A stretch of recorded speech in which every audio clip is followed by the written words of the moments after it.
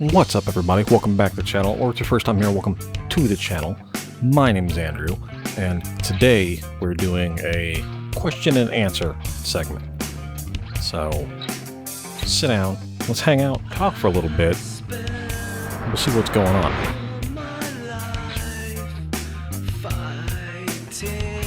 If you like what we do here, like, subscribe, leave me a comment down below. If you have any other questions, put those in the comments below. Maybe we'll do a part 2 to this later on down the road. Without any further ado, let's get into it. The first comment is from Valkyrie Rage. What got you started on the YouTube path, and what do you have coming next? Any new series or ideas you can spoil? Well, what got me started on YouTube path was this channel here. I've had this channel for 10 years, believe it or not.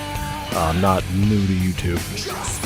Just this channel had my music stuff on it beforehand. It had, 10 years worth of music projects, just videos. They weren't edited very well. At one point I tried to start a podcast.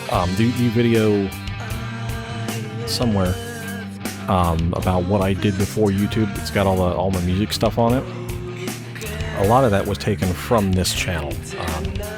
Obviously, before I deleted everything, I only had 30 subs from that the entire time. I was doing stuff with it, and then I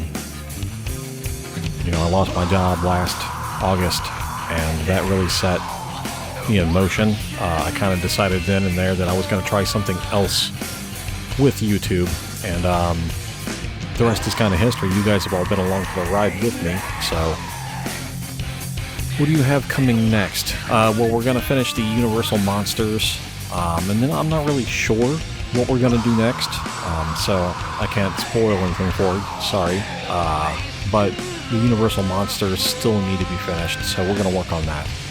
The next question comes from Pomp.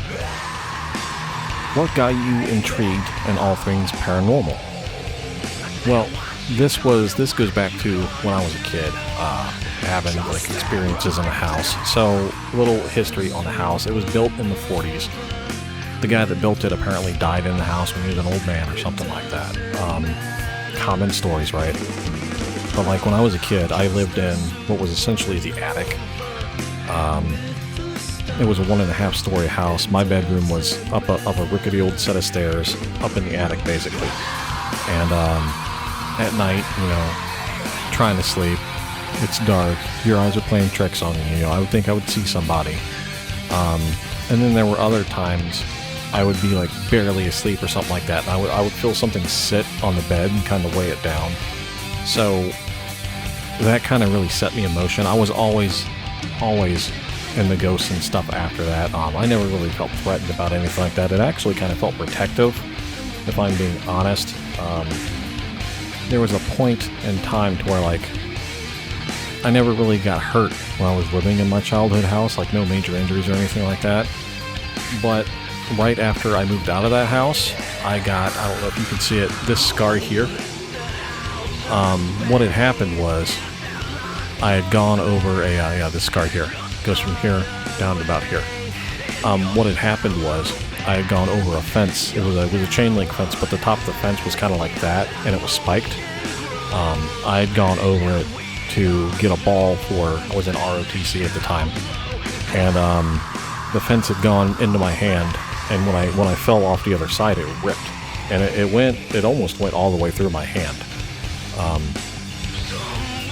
But I ended up having to walk 2 blocks home because I didn't even know I was injured at that point. But I walked 2 blocks back to school, and then when I got back there, I was covered in blood, didn't even realize it. So I went back into ROTC, and my master sergeant was like, "Stone Rock, why are you bleeding?" And that was it. I went over to the sink, I started to wash my hand, and I had spread my hand apart like that to try and get in, and I could see the tendons and all that other stuff way down in there. So I ended up going to the hospital, and the girl that I was dating at the time, she called my mom, and she made it sound like I had lost my hand in some freak accident. It was hilarious. So my mom called my dad came to the hospital, and I'm just sitting there hanging out, in the hospital bed with the, the doctors playing with my hand. And I remember it because like it had already started to kind of scab up. And the doctor came over and put his finger like that, and he was like, lift my finger. So, I went to go lift it, and it split apart and squirted blood up. Hilarious. And then they went to go stitch it up, and the nurse went to go numb it. It was already numb. I couldn't feel anything. There's nerve damage. But the nurse went to go numb it, and she stuck the needle through the back of my hand into my leg because it was sitting on my leg like that. So she ended up numbing my leg, which was hilarious because I couldn't walk after that. But yeah, fun stuff. But yeah, sorry. All that to say, I've always been interested in it ever since I was a kid, and I had some experiences that I can't really explain. Even now as an adult, I can't really explain it. Like what would make the bed kind of sink down like that is kind of where my mind goes, and I don't have any explanations for it. The next question comes from Primal Catnap. What do you think on the topic of gadgets? Most of them do or do not work, and why do you think people rely on them? So, here's the thing. I'm not opposed to gadgets. Personally, they give you, like the REM pod. It's got a temperature sensor on it. It kind of gives you a metric for... I won't say paranormal activity, but like if there's a draft or anything in the house, a REM pod with a temperature sensor on it, if there's a cold draft that goes through, that temperature sensor is going to go off. It'll give you an idea of where that draft is, and then maybe, you can use your deduction skills or scientific reasoning, whatever you want to call it, and figure out where that draft is coming from. And if that's the cause of what some people are claiming is paranormal activity. That being said, people using K2 meters and stuff like that. It's not made for ghost hunting. You're not supposed to use it to go follow something around the house. All right, it's made to find where electrical wires and stuff are. So that's why you run it up and down the walls to try and find where the electricity is. They're not made for running around the house talking to ghosts. So like those kind of things need to go. I dislike the apps 100%. I've got Spirit Talker back there on the iPad. It's a fun toy, I'll say that. It's just a toy. Do not use the apps for investigation or anything like that. I'll say if you're doing home investigations, don't use things with flashing lights and beeps around the homeowners or the renters or just the people that are present in the house, because that's a good way to scare them and put the fear in them. But like, if you know how the stuff works and you want to use it just to try and add to an investigation, do it. If you're doing a video about it, let everybody know that this stuff is not proven to work. It's not reliable. That there are outside forces that can play on this stuff and give you false positives. Most of the time, that's what this stuff is, just false positives. And I think people rely on them because it's just an easy way to farm content. 100%. They're just farming content. They're using it to make stuff interesting. They're using it to make stuff entertaining. And the unfortunate thing is that people hang on all this stuff that these people say. So people believe that this stuff is real, and it's most of the time it's not. So the next one comes from SlickX666. Can I ask a question? Yes, you may. The next question comes from, which cryptid and which traditional horror character would you most and least like to meet? Which cryptid, for sure, would be Bigfoot. I've loved Bigfoot ever since I was a kid. Which horror character would I least like to meet? I don't really get into horror, believe it or not, given what I do here on YouTube, or, writing the stories like I do and being in the vaguely inside of the paranormal, field. I'm not really too into horror. I don't watch a whole lot of horror movies. I'm more into comedy and stuff like that. The stupider the comedy is, the better, which is why I absolutely love Trailer Park Boys. But I would have to say Bigfoot would be the cryptid that I most want to meet. Which one would I least like to meet? Probably one of the aggressive southern, like the lizard man down in the southern states and stuff like that. Or the thunderbird, because they're supposed to be able to like pick people up and carry them off and stuff like that. We haven't talked about the thunderbird yet. We might at some point. The next one is from KW904. What's your favorite thing about Boulders Gate 3? The entire game is my favorite thing about Boulders Gate 3. I have always loved Boulders Gate.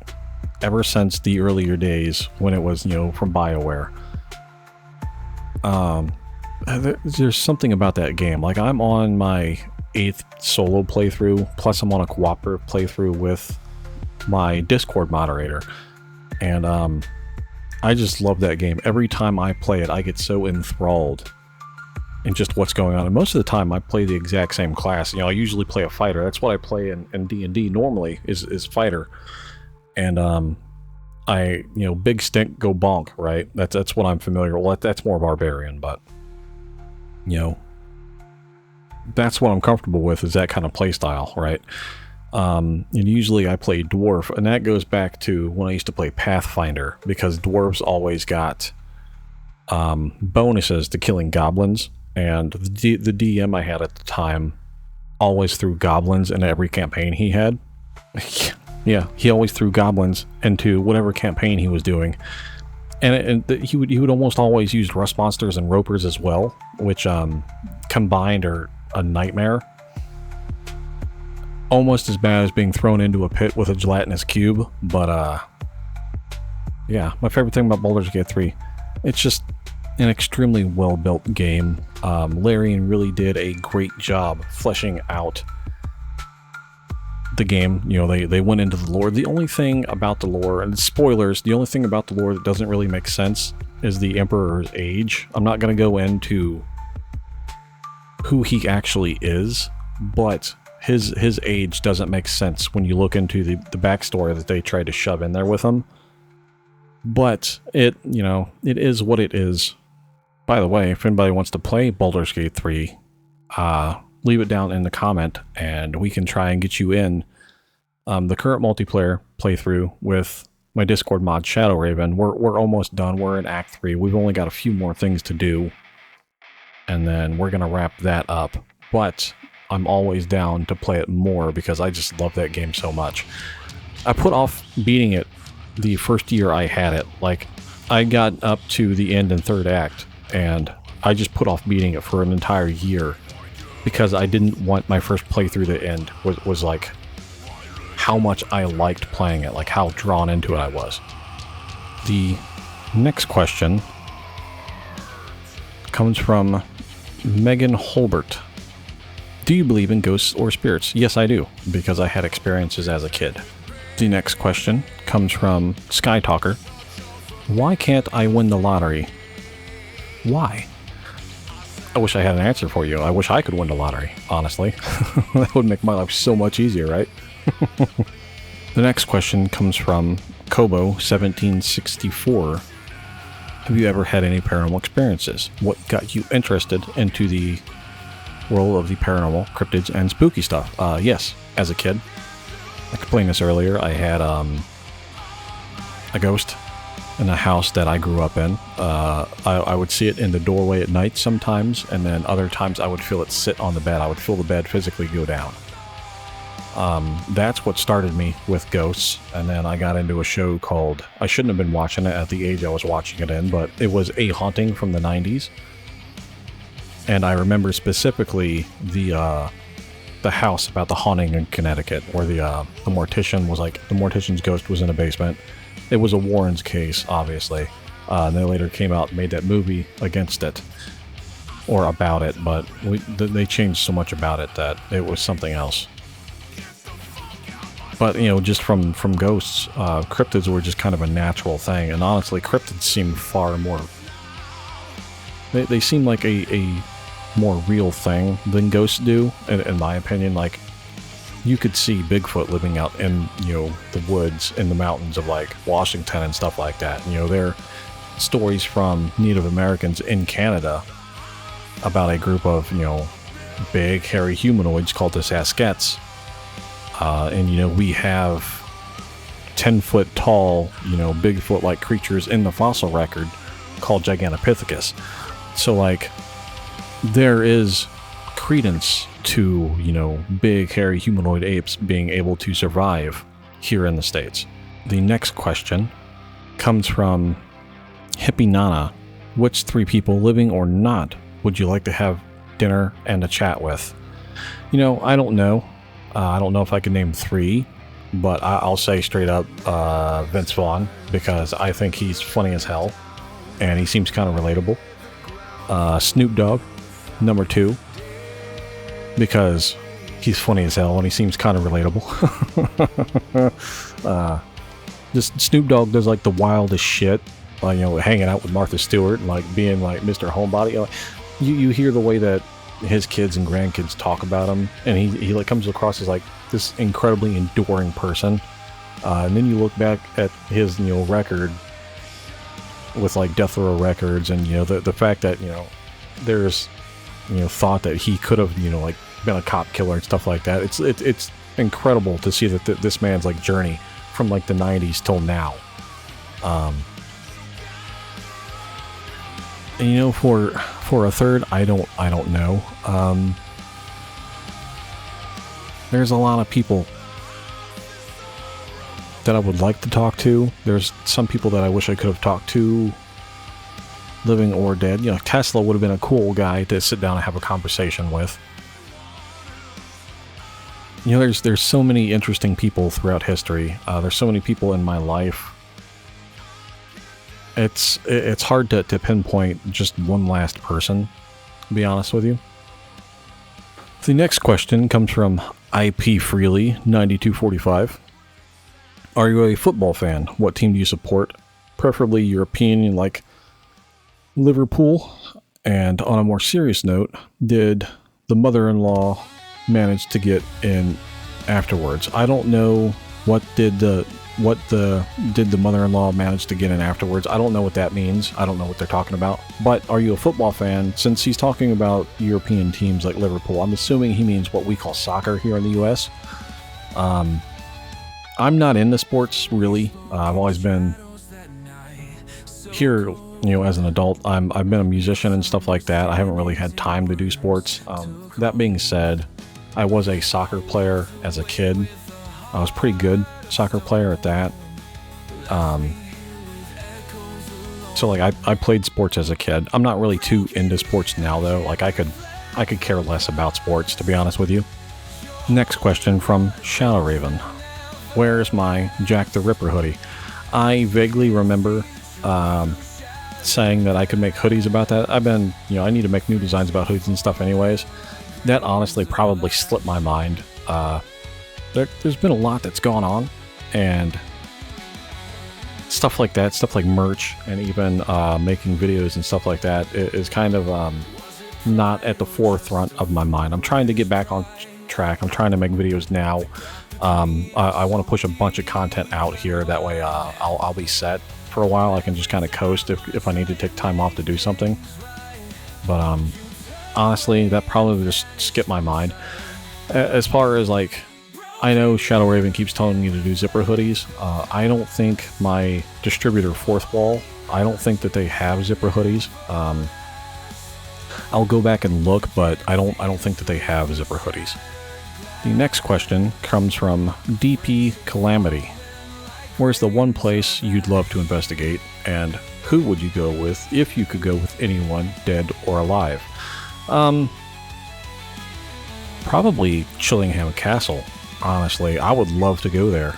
Just the history of that place, crazy. That, and I've been infatuated with Chillingham Castle ever since it was a show. It used to be on WB here in the US. It was Scariest Places on Earth. It had Linda Blair was the host. I would love to go investigate there. I did a video on Chillingham Castle actually, so like I'm familiar with a little bit of the lore and stuff like that about it. But that would be the place that I would go. And Who would I take with me? Jake Hartz. 100%. I would take Jake Hartz. I think he's already been to the Bel Air house, so like, he's already got some investigation chops under his belt. I was an investigator on a team for a few years back in the 2009 through like 2011 before I started having kids. But that would probably it. Honestly, I would prefer to take a huge team with me, but like Jake Hartz would be the first person that I would pick to go with me. Maybe Beardo after that, honestly. If I'm going to stick to other creators in the similar field, take Beardo with me. I think Beardo would probably... See, I don't know, because I could see Beardo like playing tricks on us Americans when we get there. I could see Side-Eye Guy doing similar things. Like if he ever went on investigation with us, I could see Side-Eye Guy just like playing tricks, like doing shenanigans and stuff like that. The next question from Calandra. What's your favorite cryptid and why? Bigfoot. Ever since I was a kid, it's just been Bigfoot. To me, he seems like the most reasonable. What am I trying to say? He seems like the one that could actually exist, given that we have that kind of creature already in the fossil record with Gigantopithecus. But I absolutely adore Bigfoot. Absolutely adore. Ever since I was a kid, you know, there was that show Harry and the Hendersons. I remember it.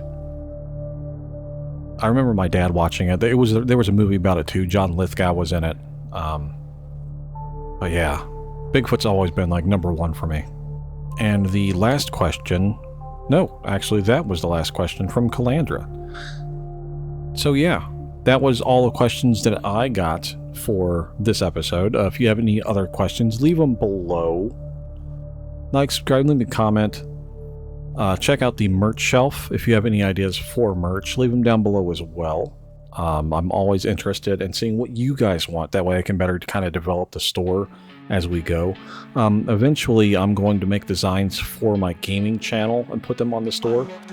I haven't really got there yet, but yeah, the store is going to grow. It's going to continue to grow. Leave me ideas down below. Also, if you want to buy me an energy drink or anything like that, there's a PayPal link up top. You can directly support the channel that way. Buying merch is always a good idea and stuff like that. So, I will see you guys on the next one. Have a great day.